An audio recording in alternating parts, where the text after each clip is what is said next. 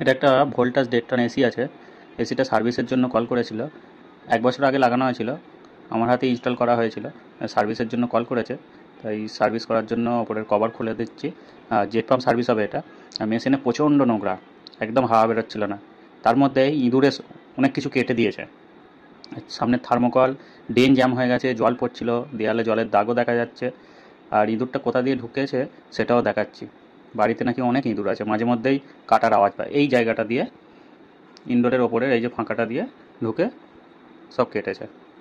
মেশিনটার মধ্যে যেভাবে নোংরা পড়েছে,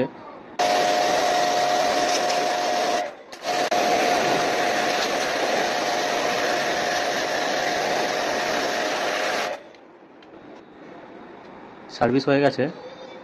আগে কি ছিল আর এখন কি হয়ে গেছে, একদম নতুনের মতো। কয়েল পরিষ্কার হয়ে গেছে। মেশিন ফিটিং করে চালিয়েও দিয়েছি, সুন্দর ঠান্ডা আসছে।